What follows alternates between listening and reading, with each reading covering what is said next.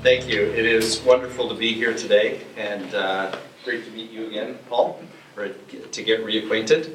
I have not, prior to today, been a member of the King City Secondary School community, although certainly it looks like it would be an honor to be a part of this community.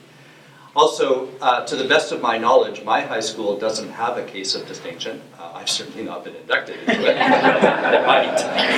They haven't told me about it. I guess I should talk to somebody there about that.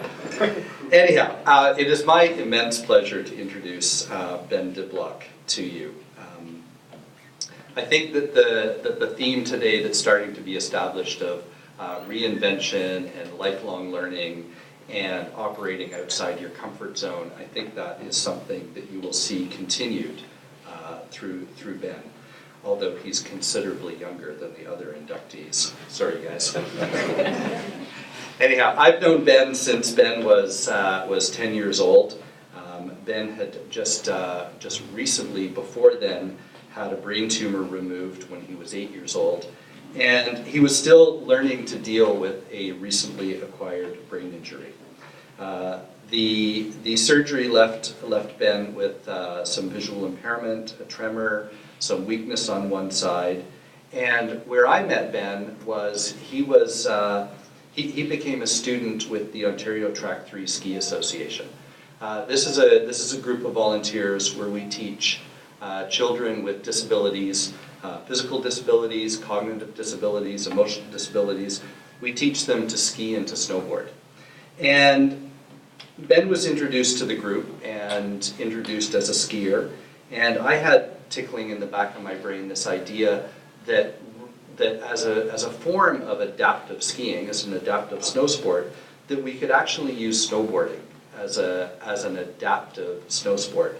And in Ben, I kind of saw the ideal guinea pig for this. He didn't know it at the time. And so with Ben, over the next number of years, pretty much all the years that Ben was in high school, so I knew Ben while he was here at King City Secondary, and we did talk a lot about high school on chairlift rides and things. But with Ben, we kind of invented adaptive snowboarding. We invented it together. He didn't know he was helping me do that, but he did, all the same. And when Ben first started out, he was really a confused and scared little kid. He was dealing with issues that no 10-year-old should ever have to deal with. And that's going to start to choke me up now. I blame your father. There's the other theme we have going today. Anyway, through the years working with Ben while he was with high school, I saw this scared little kid just blossom into a really courageous young man. And a young man with a high propensity for leadership. That was something that was being developed in Ben. He had abilities in role modeling and positively influencing those around him, especially the other students in our Track 3 family, which was great to see. That was mostly where I saw Ben. In 2008, when Ben was about 17, I decided that he was ready to start assisting me in teaching in a more formal role. And so, Ben was one of the very first students who transitioned from studenthood with Track 3 into an assistant instructor. And that actually got a lot of flack from some of the other instructors. They told me that Ben could not be an instructor, and when I asked them why not, they said, well, because he's disabled. That absolutely cracked me up. It's like, then why are we doing what we're doing? Come on, people. Anyhow, so I persevered. And I don't listen to people, and so Ben became an assistant instructor, and the entire way Ben just continued to develop as a leader, radiating positivity and determination all around him. That is what Ben does. In a nutshell, that is Ben, and he does all of this with a smile, with kindness, with social adeptness, and his knack for connecting with people made our Track 3 community a much happier place. During this time, of course, Ben was getting, around the age where he was starting to think about post-secondary endeavors. And I remember a bunch of chairlift rides where I started to see the confused and scared little boy again. Ben wanted to get into psychology. He really thought that he had a life in psychology, but for some reason that mystifies me, he didn't believe that he had the ability to persevere through psychology through university. Of course, I told him he was nuts, and he had all the ability he needed, and go for it. Of course, then Ben was accepted into psychology, neuroscience, and behavioral science program at McMaster University, and he arrived at McMaster motivated, enthusiastic, and inspired, and ready to positively influence yet another community. And Ben quickly became immersed in this volunteer community at McMaster, and through his time at McMaster University, I was kind of watching from the sidelines at this point and keeping in touch with Ben through social media.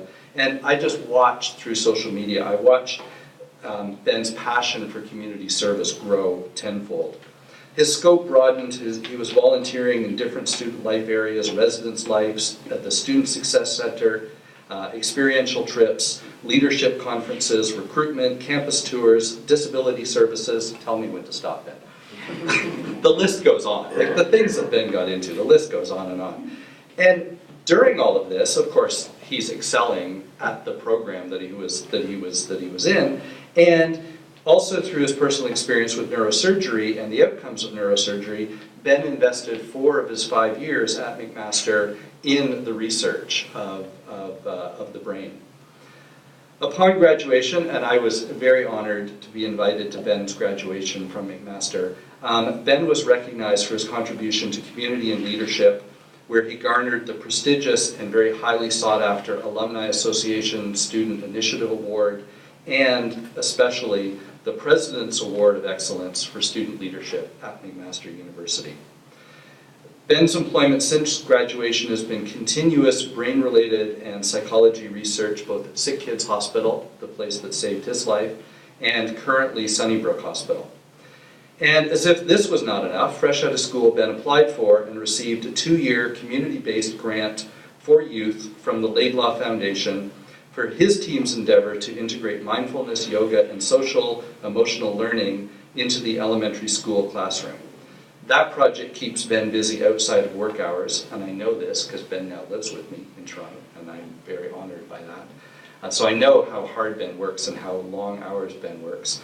So that project keeps him busy, and of course he's also at the self-same time preparing for his master's program at graduate school.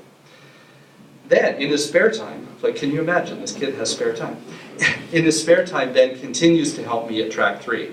And he's now a full-fledged snowboard instructor. He's also a course instructor where he's teaching the new volunteer instructors as they come into the program. And starting this year, Ben is also the assistant lead for the entire snowboard training program. So I'm very proud of that. And of course, he's only 25 years old. I really question what I've been doing with my life. Ben is also a marathon runner. He's not yet an Ironman, so there's the challenge, Ben. Thanks for that one, Robert. Ben will take up that challenge, by the way. When we next meet Ben, he will be an Ironman. I guarantee this. This month, Ben will also continue his contributions to psychology and brain-related conferences. This month, he is a survivor speaker at the Brain Tumor Foundation of Canada Information Day. He will also be a panel moderator, or rather the panel moderator, and research proposal adjudicator at the Students Advancing Brain Cancer Research Symposium. So for someone who was told at the very impressionable age of 8 that he would not be able to ride a bike, drive a car, or to learn properly, frankly, I haven't seen any of that last part, but anyhow, that's what he was told apparently. Ben continues to push the envelope of expectations in all aspects of his life. And he does this with smiles, laughter, and with kindness.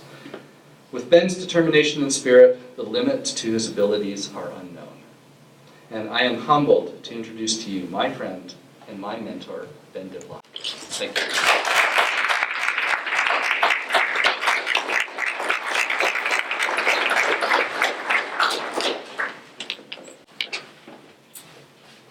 Okay, so I don't know what to say after that. Drop the mic. Actually, I can't drop the mic, but all right. Thank you all so much for having me here today. It's an honor to be in the presence of both of you guys. You're so accomplished. Everyone can hear me? All good? Okay, perfect. Just up a bit.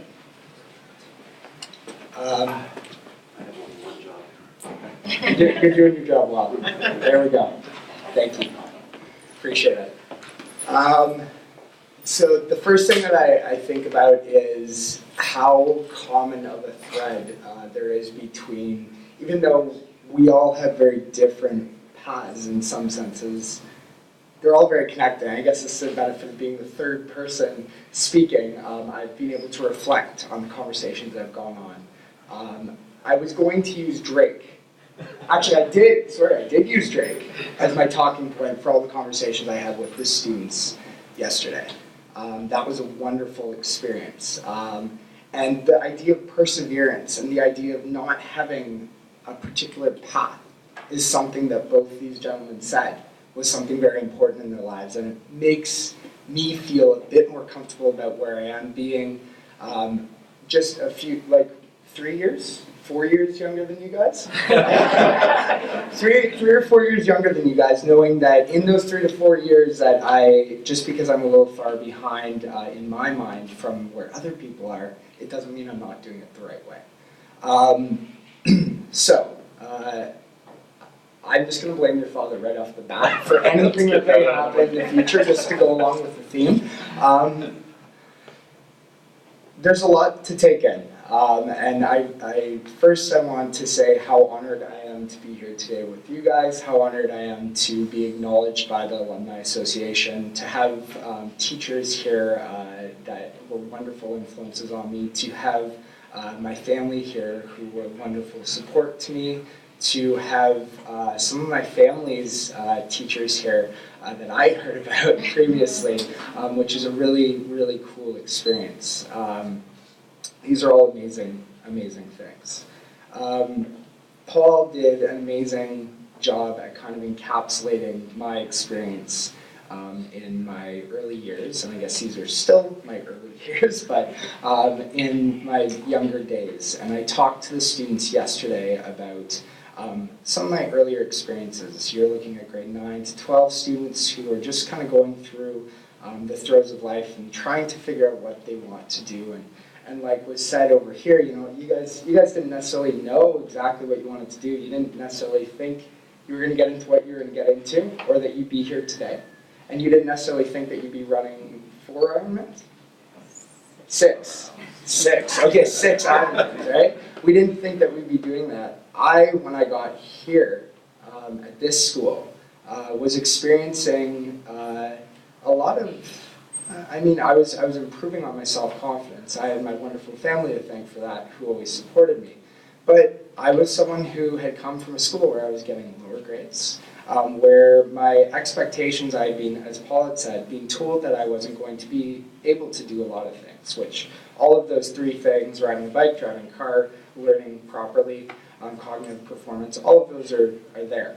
And I really have to say that what I told the students yesterday is what I'm going to say now, and something that I'm sure all of you can reflect on, and all of you know in your life and in your experiences, that it's a lot of times the people around us and the environments that we are either fortunate to be in or that we surround ourselves in.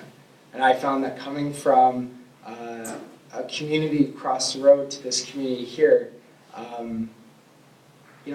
I kind of decided through an experience with everyone else in my life to say, you know what, I'm going to give stuff a try. I was a D to F student. I was going to give it a try. So when I came to King City, I really saw an immense improvement. And I saw a bit of bullying for my differences, my arm and being blind on my right side. But then I also saw that massive support around me that pushed that away very quickly, and then it was gone.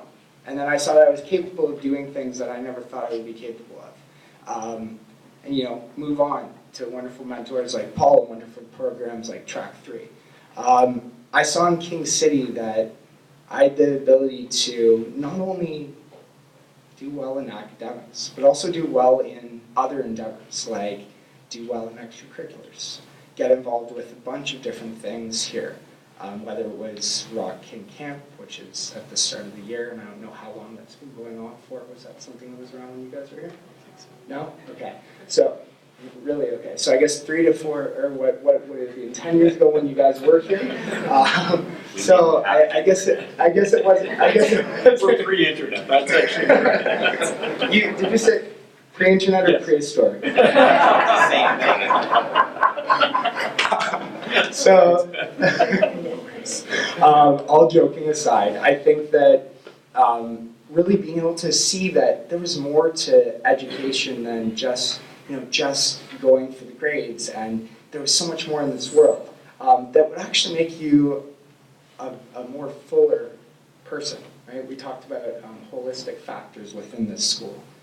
We talked about doing things that we didn't think were possible, and I found that right now, as someone who's been working for the last 2 years, it's going to be 2 years soon, at Sick Kids in Sunnybrook, and having graduated from an undergrad degree, I find myself wondering partially why I'm standing here, but then I also realized that this is only the beginning of my journey, and the things that have been accomplished without tooting my own horn at all, I leave that for Paul to do. Done. But I think that the big thing is going back to that theme of perseverance, going back to that theme of pushing forward when no one else thinks you will. And I know this may be this may be not dated with the crowd, but I'm gonna explain a bit. So Drake started from the bottom, and now he's here. You guys, some of you are smiling. When Joe, when you said about Drake, you were going to quote Drake. I actually used the Drake quote in my talk with the kids, saying that I didn't want to talk about my accomplishments, but something I did want to tell them was that this artist Drake, he started out on a show called Degrassi, which some of your kids may have watched, or maybe you guys heard about, a Canadian show, and then he went into rap, and he didn't really, people were joking around, they didn't think he was going to make it. And he kept pushing forward for years. And he has 100 singles on the top 100 list. That's a pretty big accomplishment, right? And I know this, once again, may not be relevant to the crowd that I'm talking to, but I think it's relevant for people. Because if we keep pushing forward in the face of some type of pushback, some type of oppression, whatever that might be, I think we can keep moving. And for me, that's really what I want to keep doing with my life. The exciting thing about it is I'm only at the beginning, and you guys are too by 4 years, my senior, but I'm going to keep moving forward, and really my focus is going to be in helping and giving back to those communities like Track 3, or giving back to, in particular, the brain tumor community, the community of brain tumor survivors that have also experienced similar things to me. I talk to the students about passion about something, passion about what you really want to do, because if you love what you do, you are what you do, and you're not the t-shirt quote. Well, tell me that again. Well, it was the this is what I do, not who I am. Yeah. About your job, it's the opposite. Yeah, exactly. I want this to be what I am, because technically it is. I am a brain tumor survivor, and so I want to help people who have experienced the same things as me. And I mean, we are. I mean, right? We're doing studies right now where we're looking at trying to help these populations through using different type of treatments at Sunnybrook, and that's exciting for me. But I actually want to, as Paul had said, I want to do clinical psychology, where I actually get to also do studies, but also as well work with the patients, which I'm doing a bit now, but I'll have more ability to do that. I think at the end of the day it comes back down to giving back to the community, and also to coming back, I think, and to thanking the people who made a difference in your life. I mean, the jokes, I'm thinking about a few people who, throughout my life have poked fun at me, right? Have pushed me forward in that way, or they push me forward in saying, hey, you can do this. Or they push me forward in just kind of being a role model themselves, and doing it through actions and not words. I think those are the real important things for me. And it sounds like, each of us can kind of vibe off of that, and I'm sure all of you guys can too.